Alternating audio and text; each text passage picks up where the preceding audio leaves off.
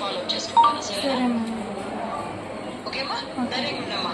ఇది పిల్లడండి ఇద్దరు మేడం. పిల్లలు హాయ్ మేడం. ముగ్గురు పిల్లలు మేడం.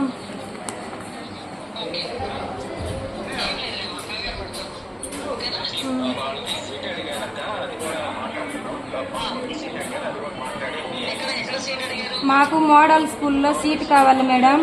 మా పిల్లల భవిష్యత్తు బాగుపడాలి. ఎందుకంటే మేడం నమస్కారం మేడం.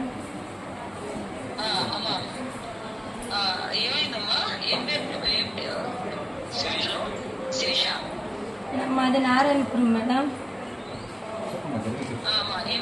టీసీ తీసుకుంటామని స్కూల్కి వెళ్ళినాను. మా పిల్లలు టీసీ తీసుకుంటాము, హాస్టల్ వేస్తాము అనేసి టీసీ తీసుకొని బయట వస్తుంది. టీసీని అంతా చింపేదానికి ఇదన్నారు. చేతులు వేసి మా పిల్లల లైఫ్ అని చెప్పేసి చేయిలు అడ్డు పెట్టుకున్నాను.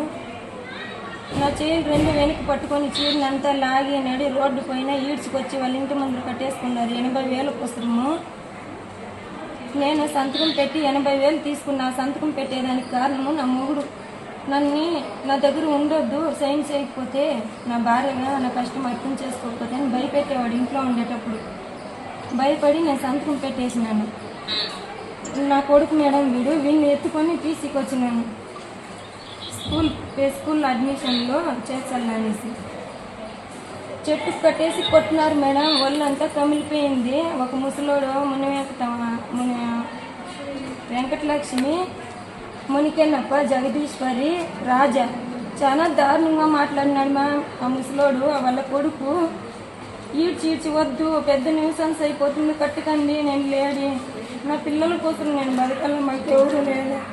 నన్ను చూసి చూడనట్లు రోడ్లో 200 మంది ఏదో ఫంక్షన్ ఊర్లో అందరూ చూసేనట్టు చీరని లాగి కుట్టి చేయి తూకేదానికి లేదు, కాలు తూకేదానికి లేదు, మారి చేసేస్తున్నారు మేడం.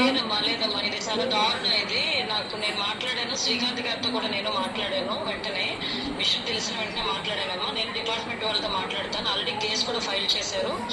వాళ్ళని కూడా అరెస్ట్ చూపిస్తారు అమ్మా. వాళ్ళకి కేసు కూడా ఫైల్ చేశారు. నీకు కూడా ఏం లేదు, నువ్వు కంగారు పడకు, గవర్నమెంట్ నీకు అండగా ఉంటుందమ్మా. ఊర్లోకి పోయేకలే వచ్చేకి లేదు. భూమి ఏదైనా ఉంది అంటే అది కూడా పాస్బుక్లు అది ఇది చేసుకున్న డబ్బులు పడుతుంది.